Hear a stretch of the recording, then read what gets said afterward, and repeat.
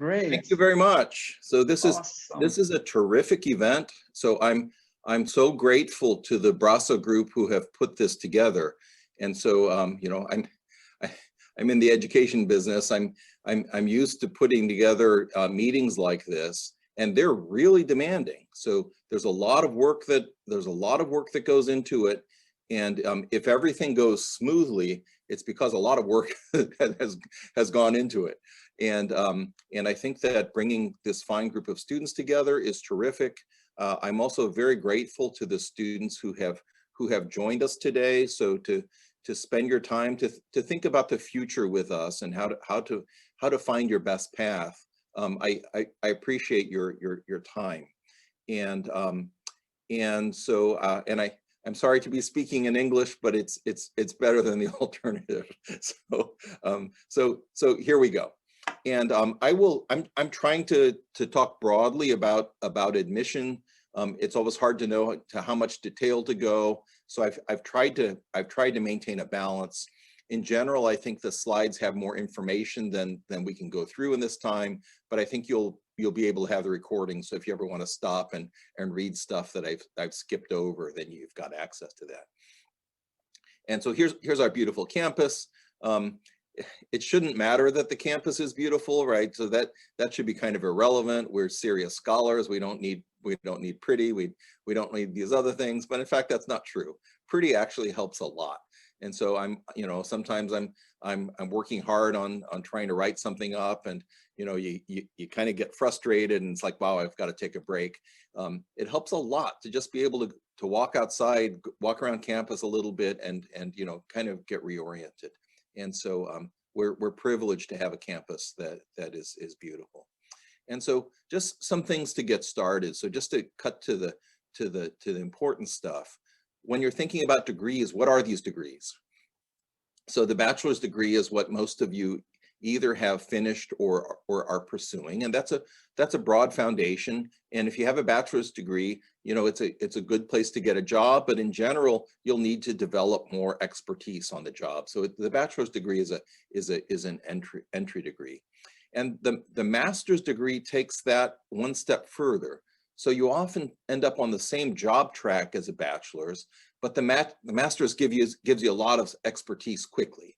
And so if you spend 2 years on a master's, you ought to end up in a better place in the job hierarchy than if you simply start with a bachelor's degree. And of course, there are many jobs that you need a master's degree to get. And then the third kind of degree is the doctoral degree. It's really different than these other degrees. The PhD is the person who creates and disseminates knowledge. And so, and to get a PhD, you become the global authority in something because you are the person who figured it out, that you create a body of knowledge that had no name before you decided to give it one. And it seems like a hard thing to do if you haven't done it, but it's just a matter of saying, yeah, I want to get in there. I want to generate knowledge, and you learn as you you learn as you go. And so in many ways, the master's degree and the doctoral degree are very different. The master's degree is really the best users of knowledge. And so, and the PhD is the best creator of knowledge. And so this is just a table to compare the master's degree and the PhD, and just going through it. In the master's degree, you'll get an MA or an MS in general. There are others. When we talk about the doctoral degree, what we're usually talking about in the United States is the coordinated pair of the master's and the doctoral degree. It's not always the case that you get both, but you get the content of both. And so if you're wondering, how can you go to the master's, to the PhD and skip the master's degree? You're not really. You're doing both of them in a package. And so if you're going to want to get a PhD directly, you're kind of crazy to take the master's degree first. Sometimes, I shouldn't say it that strongly. Some programs have it set up so it works. But if you say do a master's degree at Rice and you do a PhD at University of Texas, Austin, you're probably going to start over when you take on the PhD. So if you're going to want to do both, just do the PhD. The master's degree is typically a year or two. It might be a bit longer, but in that range. The PhD is usually 5 or 6 years, might be shorter, might be longer, but it's usually in that range. There's a big financial difference between the two. If you take a master's degree, most of the master's degrees are kinds of courses in which it's likely that you're going to make a good living afterwards. And so they're often pretty expensive because people find that it's a good, they get good return on their investment. And so the master's degree at many institutions will cost somewhere in the $50,000 to $75,000 range by the time you pay all of your tuition. They're often quite expensive. And then for the PhD, the university covers the tuition in general. So you don't pay tuition for most PhDs. So the universities are basing their reputation on their research success. And so they're shoveling money into the research enterprise so that they can build their reputation. In the master's degree, you usually don't get paid. There are exceptions. For the doctoral program, you basically ought to get paid. Something in the range of $25,000 to $30,000. You might have to teach, you might be an RA, you might be a fellow. So exactly how you get paid is negotiable. Maybe not negotiable, it gets decided for you, but you will get paid. So you don't, money is a lesser concern. The master's is often mostly about classes. The PhD is almost all research with some classes at the beginning. And for the master's degree, the program really defines the experience. So if I'm going to get a master's degree in chemistry, I'm going in with a group of people. We'll all study chemistry together as in a bachelor's degree. But in the PhD, it's the research group that defines the experience. So if you join my lab, you'll have a very different experience than if you join the lab next door, because we all run our systems differently. We do different kinds of research. For the master's, admissions is usually formulaic. And so if your grades are above some bar and your recommendation letters look solid, then you get in. But for the PhD, the admission is usually on intangibles. And so there'll be scattered all through the grade range. It's not at all the case that if we're going to make 10 offers, it goes to the 10 people with the best grades. Might be none of the 10 people with the best grades will get an offer. So in general, they're looking for things like, how do we know this person is going to be a good researcher? Does this person have the interests that match what we need? And does this person bring in good letters so that the previous advisor says they're great? And in sum, if you're taking a master's degree, your investment is usually mostly money. So it's usually relatively short, but you're going to have to pay for it. And so when you think of return on investment for a master's degree, it's how much am I going to get for the money that I'm putting in? For the doctorate, your investment is mostly time. So they're going to pay you. And so the question is really, do I want to spend 5 years getting a PhD? And so if it's going to be, wow, that's going to be 5 painful years, then you shouldn't do it. And if your feeling is, wow, that's going to be cool, I'm going to go to the lab and I'm going to discover things, and I'm going to get to be famous, and I'm going to name things that nobody ever heard of. I'm going to work hard, and it's going to be a thrill. Then the time is not a loss. That the time is a gain. And so I think that's the key decision that many people need to make, whether to get a master's or a PhD. And the main decision, the error that many people make, is thinking, I need to get a master's before I get a PhD. So it's not at all the case. And in general, the timeline for going through grad school, think about what you want to do in the next 5 to 10 years. Don't think about where do I want to be in 30 years. You have no idea how life is going to play out, right? So there will be twists and turns. And if you can accurately nail what the next 5 to 10 years looks like, you're doing great. So don't think bigger picture than that. And think about where you want to go to school. For grad school, it's valuable to be in the top half. And so you don't want to be the worst person who got into some university and just be struggling to survive the whole time. That's just not a good plan. Way better to be in at least the top half, so that the faculty think, wow, that's a good person. This is one of our good people. That's just much more positive if they think, wow, I don't know, maybe we blew it. Maybe we shouldn't have admitted that person, right? And just in the timeline, you will need the TOEFL if you need a US visa, or some substitute, so IELTS or Rice takes Duolingo. The GRE is optional in many places. At Rice broadly, it's optional, although some departments will require it. And so look around to see how people will view the GRE. In general, like economics is requiring in the GRE all over the country, whereas a great many disciplines are simply not going to require it anymore. And as you're moving along, develop relationships when you can.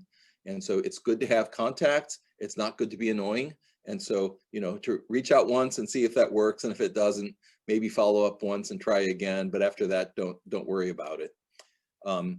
In general, you'll want to apply between September and December, get fee waivers. It's a good thing to do. It's not that hard.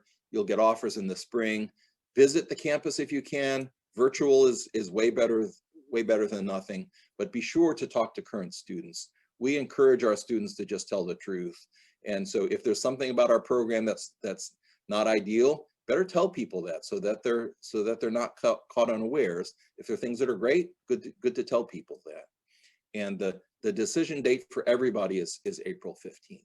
And so for the components of the application, I think the easiest thing to do is just get into an application. And so our application, I'll just post it here. It'd be a good thing to just go in there, and you don't have to give your real name. You don't have to do it for real. It can just be, you know, you can just have it be a practice if you prefer to do it that way. But you can also use your real name and just start on it and decide if you want to finish it or not. You know, you don't have to. But bottom line, it's just simpler to click through an application and see the parts than to have me, you know, explain it to you. And just for transparency, our 2022 application isn't live yet, but you can get in and do the 2021 application. So it's last year's, but then when we get into mid-August, we'll simply roll them over. So if you started the 2021 application, it's going to turn into a 2022 application in a few weeks. And if you decide to actually submit this application and you use the same email address that you used to register for this meeting, then we'll just waive your application fee. So we've just got it set up that whoever was on that list will waive their application fee. And if you want to apply to 5 departments with that same waiver, you know, that's fine. So just do whatever you want, be happy. And some components of the application which you'll find, so there's personal information, you know, you'll just fill that out. Research interests, your CV. Most important thing there is just do it well, don't make any mistakes. You'll be asked to submit transcripts. At Rice, they can be unofficial, they don't have to be the final ones. And for the timing, try to be early. So it's way better to be early than to be late. A few things about recommendation letters. 2 of them should be from academic people who know you.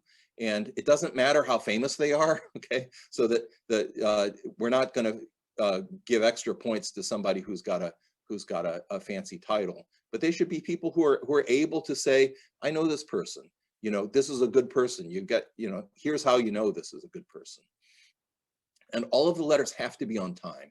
And so if your letter is late, it can kill your application. And so just a few tips on letters. Give your writers as much help as you can without being annoying. And so I'm really happy if I'm going to write a letter for someone, if they send me their CV, if they send me their transcripts, if they send a copy of their personal statement. I'm also happy if they say, hey, by the way, Dean, just so you remember, these are a few things I did with you. These are some good things about me, and just put it into a bulleted list that, you know, don't forget, I won this prize. Don't forget, I had these good grades. It helps me write a letter, and it will make my letter faster. And just a tip on that, don't use complete sentences there, because then they're tempted to cut it and paste it. And so if they do that, and they all look the same, then people are gonna say, wait, something bad happened here, somebody cheated. If instead you just have a few words, they're gonna have to write their own sentence, right? And so then it won't look mass produced. Another thing that's valuable, tell them the deadline and tell them submitting early would be better. That, you know, if you could get it in 2 weeks early, I would appreciate it. And also say, I'm going to be sending you reminders along the way. So that way, when you send me a reminder and you said, I'm going to send you a reminder, then I'll say, oh yeah, they were going to send me a reminder. And it's not just, whoa, this person like is nagging me and is being mean to me, right? Or this person is mad at me because I didn't get it sent in yet. If you give the warning ahead of time, it helps a lot. You need a TOEFL to get a TOEFL score to get a visa. Each university sets what their floor is. Rice uses the floor of 90, which honestly isn't very high. And we accept IELTS or Duolingo as an alternative. My feeling is that English isn't that important. So if you come to the United States, your English is going to get strong pretty quickly. And so it's not that important. It's way more important to have a strong academic background. So if you're safely above the bar, you're probably fine. If you have a 90, some people will say, ooh, just squeaked over the bar, maybe it's going to be a problem. If you have like a 93 or a 94, people probably won't view a 93 as that much different than 100, even though the capability is substantially different. GRE, most departments at Rice are treating the GRE as optional. And if you have a high GRE score, you have the score to submit it, to submit it or not.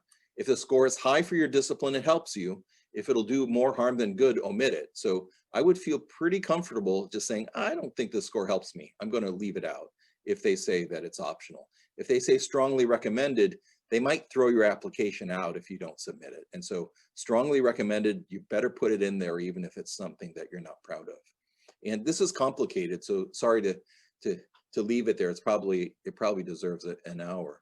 And I know we'll have more presentation about the research statement, but just to say a few things, I'll just leave these notes up and you can see it on the tape if you want.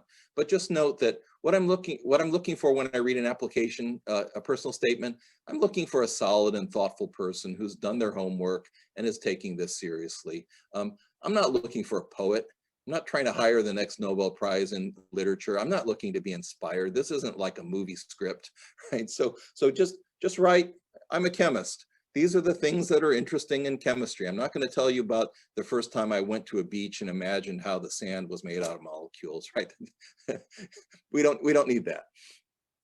And one thing that's important, show your specific interest, but don't be so specific to disqualify yourself. And so if you say, the only thing I'm interested is Professor Jones, and if I don't work for Professor Jones, I'll be miserable because maybe Professor Jones isn't taking any students. Much better to say, I'm interested in lots of things at this university. Professor Jones's research on this is great. Professor Smith is doing really interesting things. This third professor, wow, lots of great research going on. Then you're not narrowing yourself so that if only one person finds a fit that you get in. So some things to think about, and I won't go through these in detail just for interest of time, but here's some things to think about when you're choosing a school. And important considerations, I think the top one, if you're a thesis student, do you have an advisor with whom you share values and we'll see eye to eye? It's actually important to be happy in grad school. If you're not happy, you won't be productive. Take this one seriously. And so think about the quality of your community. Think about if there will be a good BRASA group. The last one, will the program prioritize your well-being? You can kind of tell in the admission process. So if they don't answer your emails while you're applying, they probably won't answer your emails when you're a student either. And some things that may be important to you just on this list. It's good to apply to a bunch of places. Apply to six or 8 places if you can get application fee waivers or if it's affordable, and then see what fits. And I think in the application, the more that you just keep yourself mentally flexible, like I'm going to put a bunch of applications out there, see who thinks I'm a good fit, and I'm going to kind of trust that, is a good way to do it. And so so otherwise, if you get super narrowly focused and say, oh, if I don't get to Houston, I'm going to be miserable. It won't help you because it might not pan out that way, and you might get into Rice and you might say, I kind of don't want to go here. I think I'd be more productive at a different place. The research there interests me more. Just be broad-minded. It's good to apply to a range of a range of schools, both respect to the competitiveness and the range of disciplines. You might not be sure exactly what you want to do, and that's fine. And sorry, I'm getting a little long here, but there's some stuff here that I think is pretty important.